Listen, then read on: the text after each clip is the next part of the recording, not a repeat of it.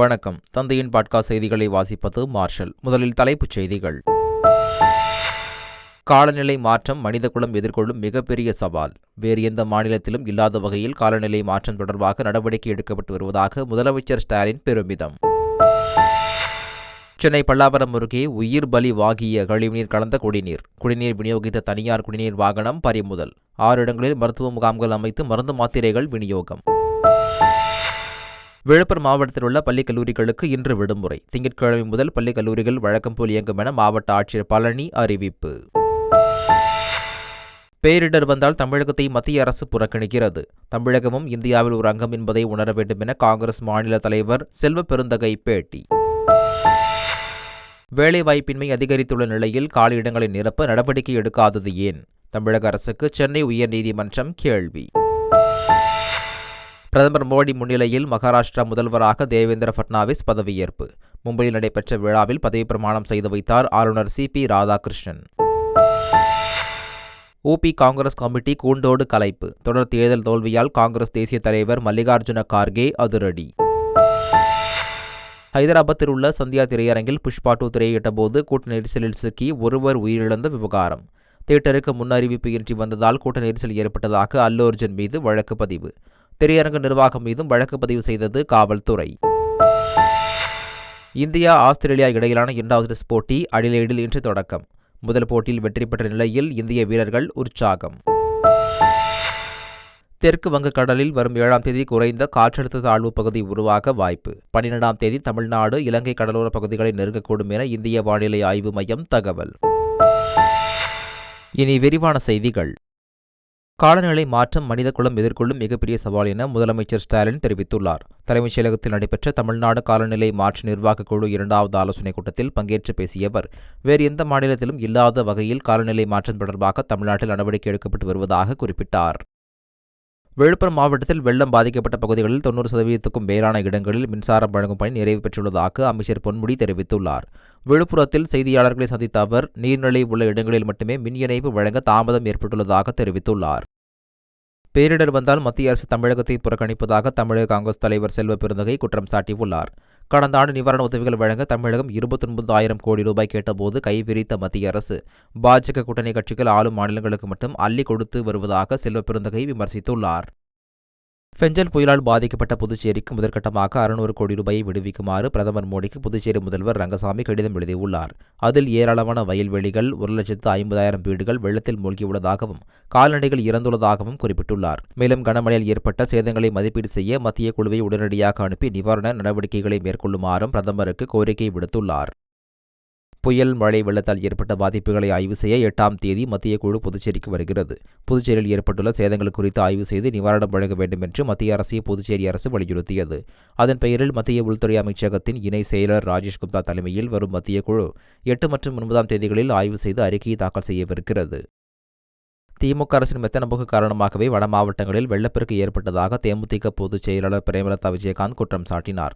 செம்பரம்பாக்கம் திறக்கப்பட்ட போது ஏற்பட்ட அவலம் மீண்டும் ஏற்பட்டுள்ளது என்று குறிப்பிட்ட அவர், அணை முழு கொள்ளளவை எட்டும் வரையில் என்ன செய்தார்கள் என கேள்வி எழுப்பியுள்ளார். திருவண்ணாமலையில் சாத்தனூர் அணையில் இருந்து படிப்படியாக தண்ணீரை திறந்து இருக்க வேண்டும் என முன்னாள் முதலமைச்சர் ஓ பன்னீர்செல்வம் தெரிவித்துள்ளார். திருவண்ணாமலையில் மண் சரிவில் உயிரிழந்த நபர்களின் குடும்பத்தினரை சந்தித்து பன்னீர்செல்வம் ஆறுதல் கூறினார். தொடர்ந்து செய்தியாளர்களை சந்தித்த அவர், தமிழக அரசு முன்கூட்டியே முன்னெச்சரிக்கை நடவடிக்கைகளை எடுத்திருக்க வேண்டும் என்றும் இதுபோன்ற பாதிப்புகளால் திமுக அரசு அவப்பெயரை சம்பாதித்து உள்ளதாகவும் விமர்சித்தார். விழுப்புரம் மாவட்டம் மரக்காணம் அருகே வண்டிப்பாளையம் கிராமத்தில் மழையால் பாதிக்கப்பட்ட பொதுமக்களுக்கு பாமக சார்பில் பசுமை தாயக தலைவர் சௌமியா அன்புமணி நிவாரண உதவி வழங்கினார். பக்கிங்காம் கால்வாயில் ஏற்பட்ட வெள்ளப்பெருக்கால் அதன் அருகே அமைந்துள்ள வண்டிப்பாளையம் கிராமம் மிக பெரும் அளவில் பாதிக்கப்பட்டுள்ளது. வெள்ள பாதிப்பு ஏற்பட்ட பகுதிகளில் சௌமியா அன்புமணி நேரடியாக சென்று ஆய்வு செய்து பொதுமக்களிடம் குறைகளை கேட்டறிந்தார். பெஞ்சல் புயலால் பாதிக்கப்பட்டவர்களுக்கு நிவாரண உதவிகள் வழங்கிட முதலமைச்சர் ஸ்டாலின் தனது 1 மாத ஊதியத்திற்கான காசோலையை முதலமைச்சரின் பொது நிவாரண நிதிக்கு வழங்கினார்.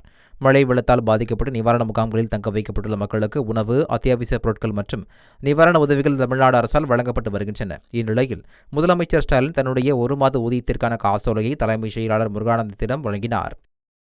விழுப்புரம் மாவட்டத்தில் இன்று பள்ளி மற்றும் கல்லூரிகளுக்கு விடுமுறை அளிக்கப்பட்டுள்ளதாக மாவட்ட ஆட்சியர் பழனி அறிவித்துள்ளார். பெஞ்சல் புயலால் விழுப்புரம் மாவட்டத்தில் ஏற்பட்ட வெள்ள பாதிப்புகளை சரி செய்யும் பணிகள் நடைபெற்று வரும் நிலையில் இன்றும் விடுமுறை அறிவிக்கப்பட்டுள்ளது. அதே சமயம் வருகிற திங்கட்கிழமை விழுப்புரம் மாவட்டத்தில் வழக்கம் போல் பள்ளி மற்றும் கல்லூரிகள் இயங்கும் என மாவட்ட ஆட்சியர் அறிவித்துள்ளார். சென்னை பல்லாவரம் அருகே கழிவுநீர் கலந்த குடிநீரை குடித்ததாக கூறப்படும் சம்பவத்தில் உயிரிழந்தோர் எண்ணிக்கை 2ஆக உயர்ந்துள்ளது. கண்டோன்மென்ட் பகுதி, மலைமேடு பகுதிகளைச் சேர்ந்த மக்களுக்கு திடீர் வாந்தி, வயிற்றுப்போக்கு ஏற்பட்டுள்ளது. இவர்கள் குரோம்பேட்டை அரசு மருத்துவமனையில் சிகிச்சை பெற்றுள்ளனர். இதனிடையே உடல்நலக்குறைவு ஏற்பட்டு முதலில் திருவேதி என்பவர் உயிரிழந்தார். தொடர்ந்து மோகன ராகவன் என்பவரும் உயிரிழந்த சூழலில் அவரது உடல் வீட்டுக்கு கொண்டு செல்லப்பட்ட போது உறவினர்கள் அழுத காட்சி காண்போரை கண்கலங்க செய்தது. கழிவுநீர் கலந்த குடிநீராலேயே உயிரிழப்புகள் ஏற்பட்டிருப்பதாக பல்லாவரம் பகுதி மக்கள் குற்றம் சாட்டியுள்ள நிலையில், உயிரிழந்தவர்கள் கழிவுநீர் கலந்த குடிநீரால் தான் இறந்தார்களா என்பது குறித்து ஆய்வு செய்ய குடிநீர் மாதிரிகள் ஆய்வுக்கு அனுப்பப்பட்டுள்ளதாக அமைச்சர் மா. சுப்பிரமணியன் தெரிவித்துள்ளார். 2 பேர் இறந்த நிலையிலேயே மருத்துவமனைக்கு கொண்டு வரப்பட்டனர் என்றும் அந்த குடிநீரை குடிக்க தடை விதிக்கப்பட்டுள்ளதாகவும் அவர் கூறினார். பல்லாவரத்தில் கழிவுநீர் கலந்த குடிநீரை அருந்தி 3 பேர் உயிரிழந்த சம்பவம் குறித்து பாஜக மாநில தலைவர் அண்ணாமலை கண்டனம் தெரிவித்துள்ளார். தமிழக மக்களின் உயிர் திமுகவின் விளம்பரத்துக்கு அல்ல என தெரிவித்துள்ள அவர், கழிவுநீர் கலந்த அசுத்த குடிநீரை திமுக அமைச்சர் குடிப்பாரா எனவும் கேள்வி எழுப்பியுள்ளார். சென்னையில் எந்த பாதிப்பும் இல்லை என்ற திமுகவின் போலி விளம்பரத்திற்கு தற்போது அப்பாவி பொதுமக்களின் உயிர்கள் பலியாகி இருப்பதாகவும் அவர் விமர்சித்துள்ளார். மனித கழிவுகளை மனிதனை அகற்றும் பணிக்கு முற்றுப்புள்ளி வைத்து அப்பணியை செய்யும் தூய்மை பணியாளர்களை தொழில் முனைவோராக மாற்றும் திட்டத்தை முதலமைச்சர் ஸ்டாலின் இன்று தொடங்கி வைக்க உள்ளார். அம்பேத்கர் தொழில் முனைவோர் திட்டத்தில் தேர்வான 213 தூய்மை பணியாளர்களுக்கு நவீன கழிவுநீர் அகற்றும் ஊர்திக்கான கடன் உதவியை முதலமைச்சர் கடந்த மார்ச் மாதம் வழங்கினார். தொழில் முனைவோராக தேர்ந்தெடுக்கப்பட்ட தூய்மை பணியாளர்களுக்கு கழிவுநீர் குழாய்களை இயந்திரங்கள் மூலம் பராமரிக்கும் பயிற்சி வழங்கப்பட்டது. அவர்களுக்கு 100 நவீன கழிவுநீர் அகற்றும் வாகனங்களை முதலமைச்சர் ஸ்டாலின் இன்று வழங்கவுள்ளார். திருவண்ணாமலை, விழுப்புரம், கடலூர் ஆகிய 3 மாவட்டங்களில் திட்டமிட்டபடி அரையாண்டு தேர்வுகள் நடைபெறும் என பள்ளிக்கல்வி இயக்குநர் கண்ணப்பன் அறிவித்துள்ளார். இந்த 3 மாவட்டங்களிலும் ஜனவரி 2 முதல் 10ஆம் தேதி வரை அரையாண்டு தேர்வுகள் நடைபெறும் என்றும் அறிவித்துள்ளார். மேலும் அரையாண்டு தேர்வுக்கான விடுமுறையும் மற்ற மாவட்டங்களைப் போல மேற்கண்ட 3 மாவட்டங்களுக்கும் பொருந்தும் என்றும் கண்ணப்பன் அறிவித்துள்ளார். ஆவண காப்பகம் குறித்த தகவல்களை பாடத்திட்டத்தில் சேர்க்க நடவடிக்கை எடுக்கப்படும் என உயர்கல்வி அமைச்சர் கோவி செழியன் தெரிவித்துள்ளார். சென்னை எழும்பூரில் உள்ள மாநில ஆவண காப்பகத்தை அமைச்சர் கோவி செழியன் நேரில் பார்வையிட்டார்.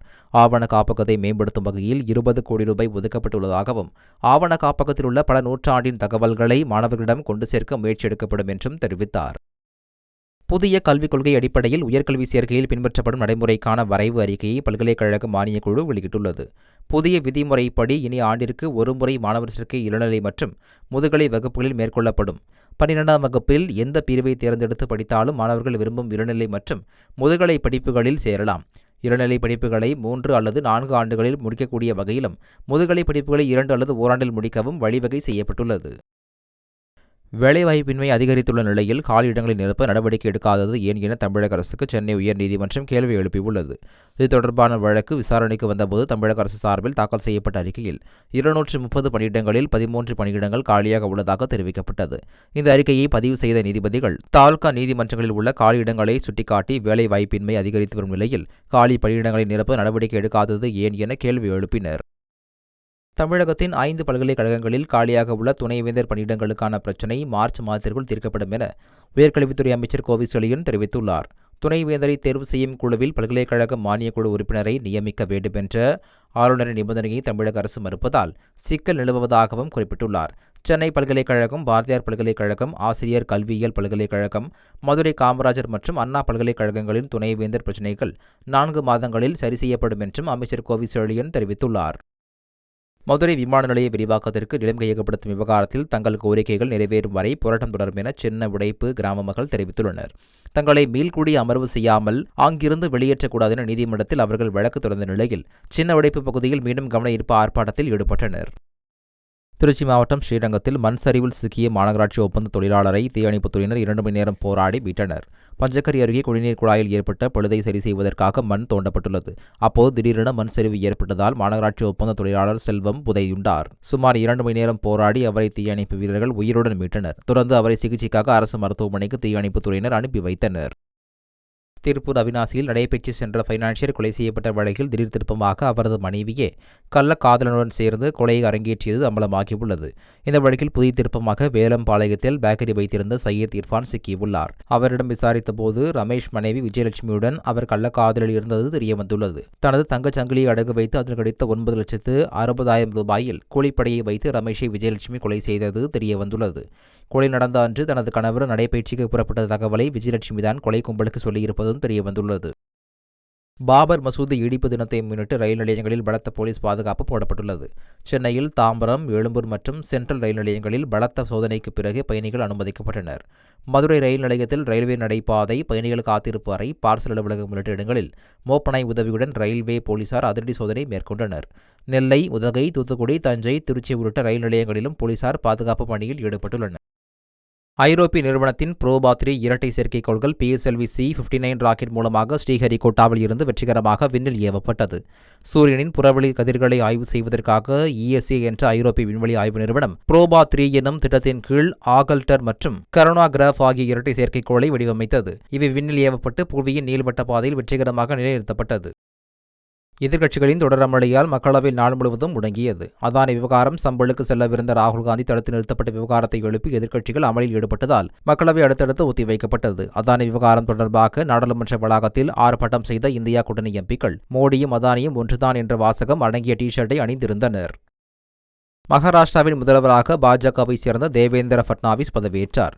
மும்பை ஆசாத் மைதானத்தில் நடைபெற்ற பிரம்மாண்ட விழாவில் பாஜகவை சேர்ந்த தேவேந்திர பட்னாவிஸ் பிரதமர் மோடி முன்னிலையில் முதல்வராக பதவியேற்றுக் கொண்டார். அப்போது பேசிய பிரதமர், மகாராஷ்டிரா மாநிலத்தின் வளர்ச்சிக்கு சாத்தியமுள்ள அனைத்து உதவிகளையும் மத்திய அரசு வழங்கும் என தெரிவித்தார். அனுபவம், சுறுசுறுப்பு மற்றும் கூட்டு முயற்சியால் மகாராஷ்டிராவில் மகா யுதி கூட்டணிக்கு வரலாற்று சிறப்புமிக்க தீர்ப்பு கிடைத்துள்ளதாகவும் பிரதமர் மோடி பெருமிதம் தெரிவித்தார். பிரதமர் மோடியும் அதானியும் ஒன்றுதான் என மக்களவை எதிர்க்கட்சித் தலைவர் ராகுல் காந்தி விமர்சித்தார். ஆர்ப்பாட்டத்தில் பேசிய அவர், அதானி விவகாரத்தில் பிரதமர் மோடி விசாரணை நடத்த மாட்டார் என்றும், அவ்வாறு விசாரணை செய்தால் அவரும் விசாரணைக்கு உள்ளாக நேரிடும் என்றும் தெரிவித்தார். ஊழல் செய்யும் சாலை பணி ஒப்பந்ததாரர்கள் புல்டோசர் கீழ் போட்டு நசுக்கப்படுவார்கள் என மத்திய அமைச்சர் நிதின் கட்கரி எச்சரிக்கை விடுத்துள்ளார். இந்தியாவில் சாலை பாதுகாப்பு தொடர்பாக மக்களவையில் ஹனுமன் பெனிவால் MP கேள்வி எழுப்பினார். இதற்கு பதிலளித்துள்ள சாலை போக்குவரத்து துறை அமைச்சர் நிதின் கட்கரி, ஊழல் செய்யும் ஒப்பந்ததாரர்கள் தண்டிக்கப்படுவார்கள் என கூறினார். உத்தரப்பிரதேச மாநில காங்கிரஸ் கமிட்டியை கூண்டோடு கலைத்து கட்சியின் தேசிய தலைவர் மல்லிகார்ஜுன கார்கே அதிரடி உத்தரவு பிறப்பித்துள்ளார். உத்தரப்பிரதேசத்தில் காங்கிரஸ் கட்சியை வலுப்படுத்தும் நோக்கில் மாநிலம், நகரம், மாவட்டம், வட்டம் உள்ளிட்ட அனைத்து கமிட்டியையும் கூண்டோடு நீக்கி கார்கே உத்தரவிட்டுள்ளார்.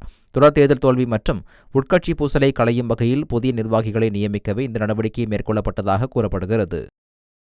புஷ்பா பட சிறப்பு காட்சியை பார்க்க சென்ற ரசிகை உயிரிழந்த விவகாரத்தில் நடிகர் அல்லு அர்ஜுன் மீது வழக்கு பதிவு செய்யப்பட்டுள்ளது. ஹைதராபாத்தில் உள்ள சந்தியா தியேட்டரில் புஷ்பா 2 சிறப்பு காட்சியை பார்க்க அல்லு அர்ஜுன் வந்தபோது கூட்ட நெரிசலில் சிக்கிய ரேவதி என்ற பெண்ணும் அவரது மகனும் மயங்கி விழுந்தனர். இதில் ரேவதி சிகிச்சை பலனின்றி உயிரிழந்தது அதிர்வலைகளை உண்டாக்கியது.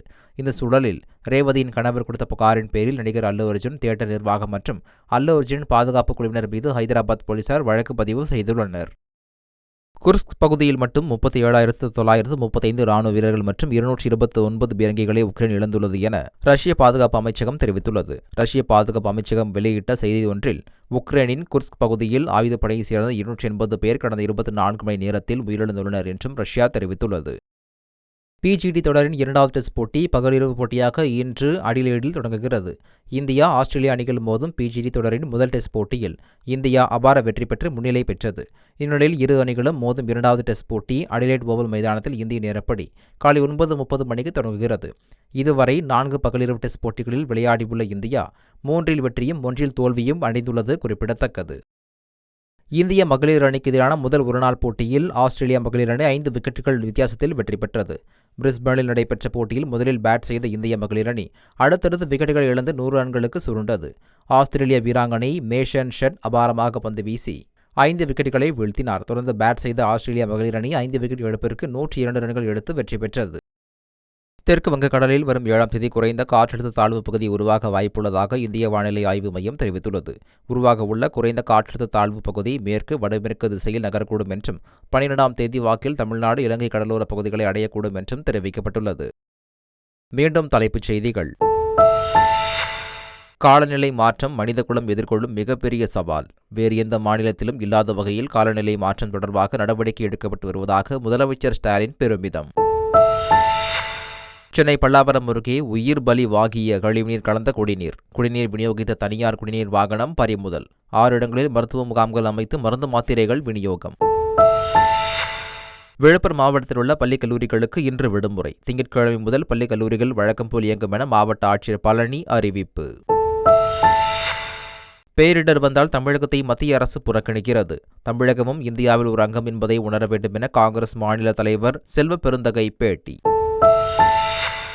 வேலைவாய்ப்பின்மை அதிகரித்துள்ள நிலையில் காலியிடங்களை நிரப்ப நடவடிக்கை எடுக்காதது ஏன்? தமிழக அரசுக்கு சென்னை உயர்நீதிமன்றம் கேள்வி. பிரதமர் மோடி முன்னிலையில் மகாராஷ்டிரா முதல்வராக தேவேந்திர பட்னாவிஸ் பதவியேற்பு. மும்பையில் நடைபெற்ற விழாவில் பதவி பிரமாணம் செய்து வைத்தார் ஆளுநர் சி.பி. ராதாகிருஷ்ணன். ஊபி காங்கிரஸ் கமிட்டி கூண்டோடு கலைப்பு. தொடர் தேர்தல் தோல்வியால் காங்கிரஸ் தேசிய தலைவர் மல்லிகார்ஜுன கார்கே அதிரடி. ஹைதராபாத்தில் உள்ள சந்தியா திரையரங்கில் புஷ்பா 2 திரையிட்டபோது கூட்ட நெரிசலில் சிக்கி ஒருவர் உயிரிழந்த விவகாரம். தியேட்டருக்கு முன்னறிவிப்பு இன்றி வந்ததால் கூட்ட நெரிசல் ஏற்பட்டதாக அல்லு அர்ஜுன் மீது வழக்கு பதிவு. திரையரங்கு நிர்வாகம் மீதும் வழக்கு பதிவு செய்தது காவல்துறை. இந்தியா ஆஸ்திரேலியா இடையிலான 2வது டெஸ்ட் போட்டி அடிலெய்டில் இன்று தொடக்கம்.